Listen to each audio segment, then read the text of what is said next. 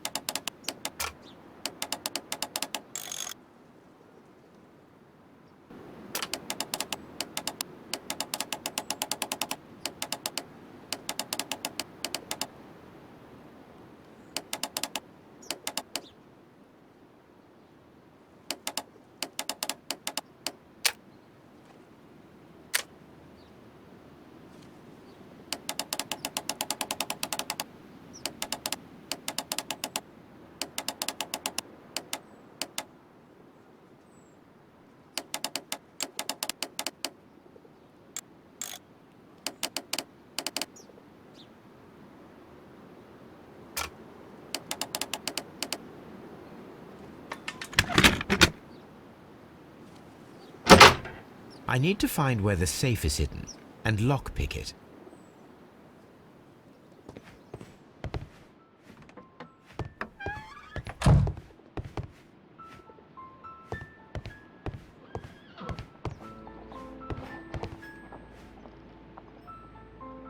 This cupboard is an absolute mess. Several books have fallen from the shelves. It seems as though this cupboard can be moved. I'll give it a try.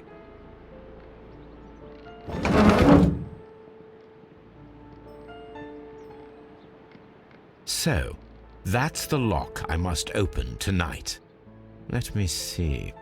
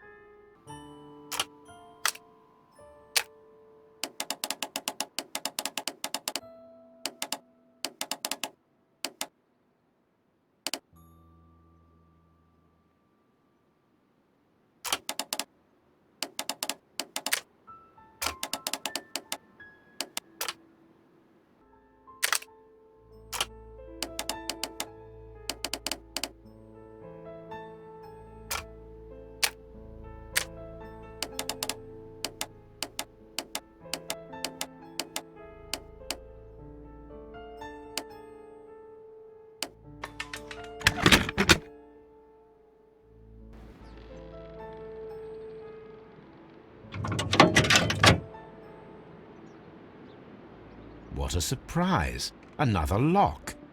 And I won't be able to pick it. I recall that precious key around Foley's neck. It might prove a decent fit. I suppose they hired me to only open the first lock. Let us wait for the thieves, trap them, and find out. Let us check the thieves' possible escape routes in the event that they are caught off guard by the police from the front door.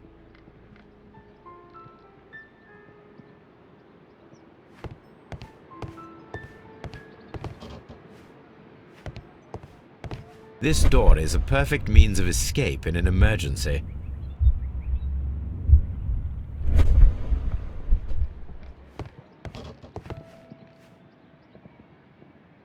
This door leads to a kitchen, which holds the shortest route to the back door.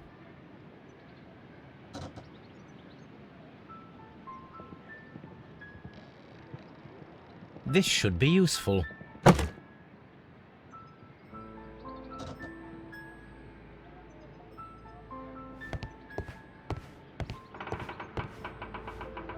The ground floor window is a perfect way to escape the police.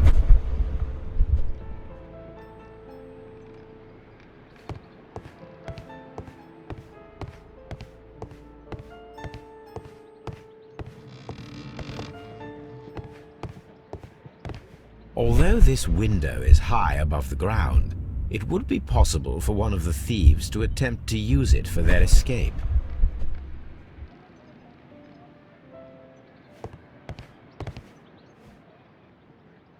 This should be useful.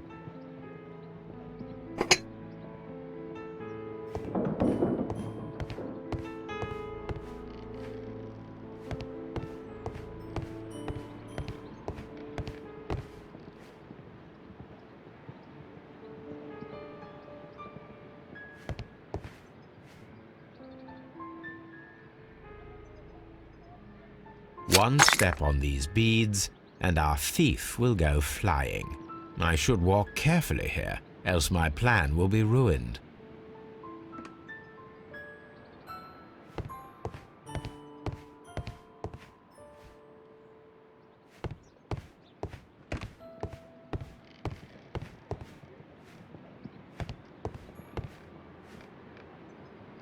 This works very well. No one will escape through this window now.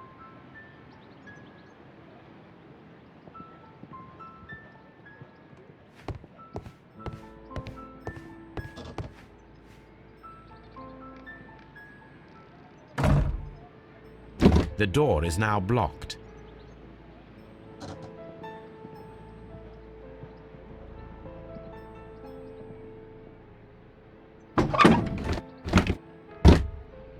There is no ladder.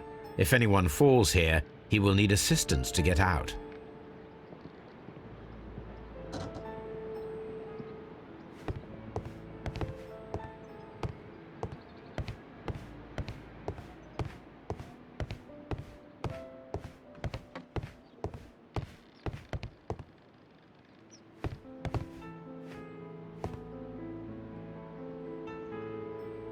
I wonder what this old chandelier is doing on the floor. It looks as though it was poorly attached. I suppose that the thieves already tried to open the lock with this formidable hammer, but they were unsuccessful.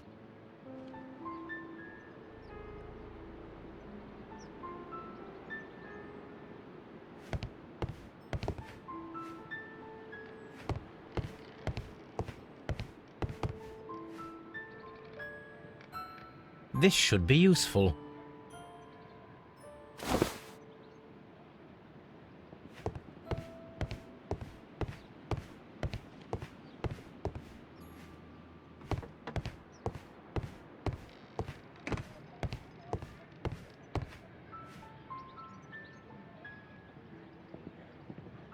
Now, it's not an open hatch, just a nice carpet on the floor. I should walk carefully here, else my plan will be ruined.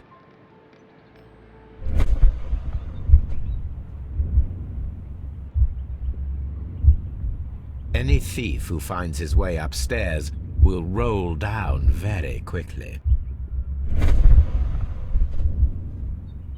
Now, if a thief runs through the kitchen, he'll pay a surprise visit to the cellar.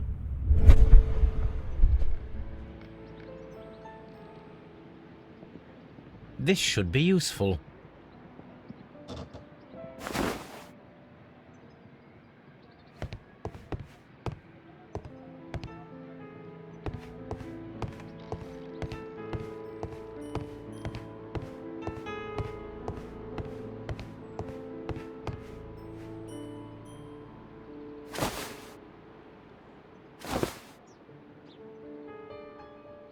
Now, if anyone takes the hammer, the rope will uncoil and make the chandelier fall. If he runs through the dining room and takes a sledgehammer to force open the door, the chandelier will knock him down. The traps for my circus companions are all prepared. I can leave now, but I'll return later with Charles Foley and his companions.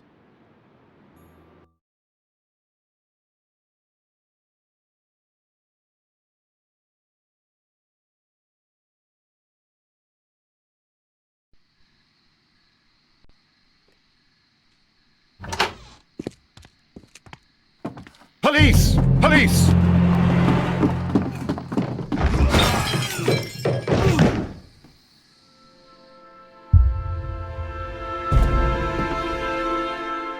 Stop where you are! Where are they? Trapped, Watson, with your assistance. How so? Well, you sounded just like a real bobby, my dear fellow. You startled them into the traps. I did? I assure you, Watson, it was quite an entertaining show. They will not escape the house now. You scum! And this is the pistol used for the murder in Half Moon Street. How'd you know about that? Have you closed the case yet, Sherlock? Mycroft, what are you doing here? Did you follow me?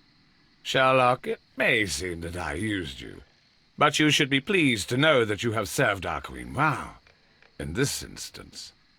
So now, let us catch the big fish. But this man is not one of the merry men? No. Then why exactly are we here, Sherlock? This gentleman, Charles Foley, has been involved in a double murder, and the hunter of a set of valuable antiques, the Hellenistic treasures, which disappeared in a theft many years ago. You're no better than the coppers!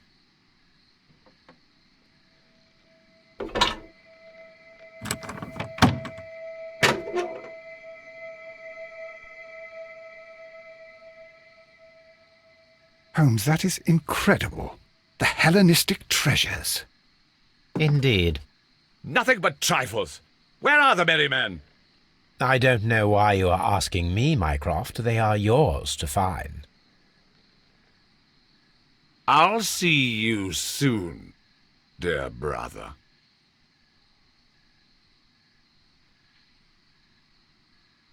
What a... Don't move, you flim-flammer.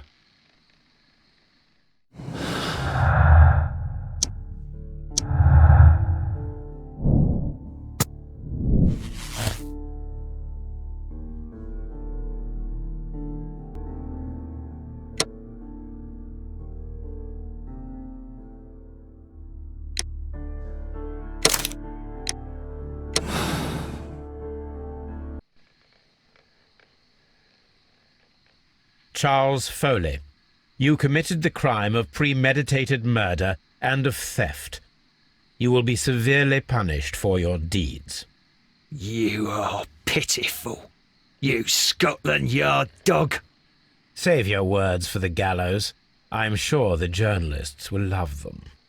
I shall leave now, Watson. Gentlemen, please take our friends here into custody. Where are you going? I have unfinished business. I'll see you at Baker Street.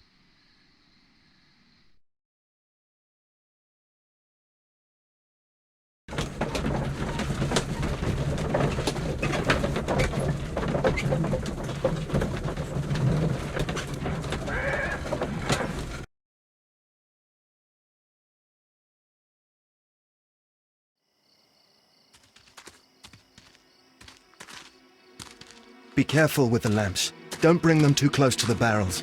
Good evening, gentlemen. Who's there? That is of no importance. What matters is who you are and the plans that you have here. So you can stop us from carrying them out?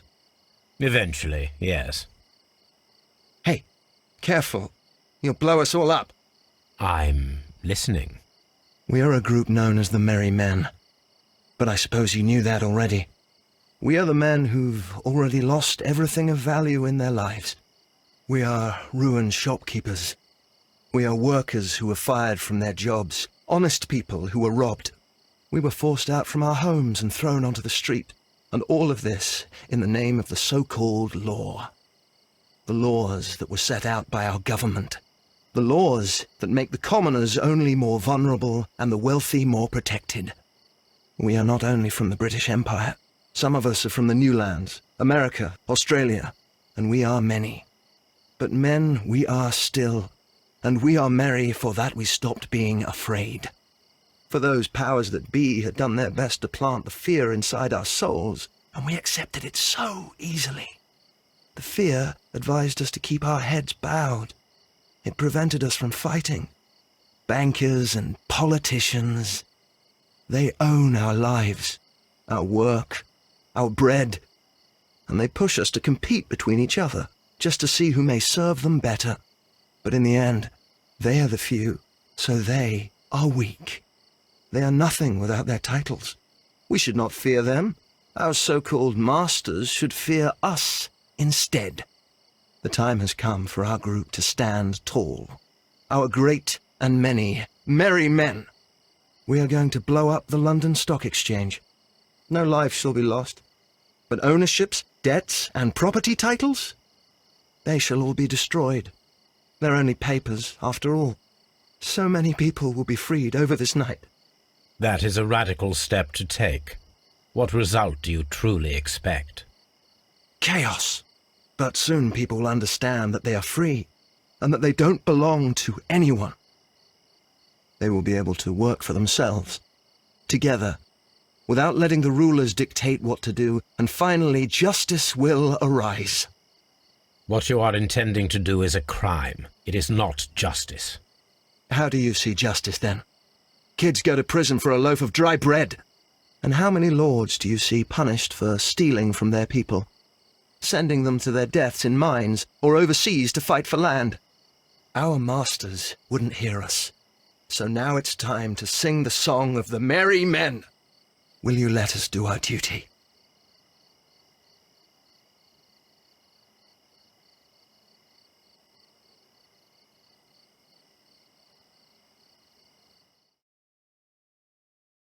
When the law serves only the few, it can no longer be trusted. Every man is equal, and he has a right to choose his own way. And I shall not stop you.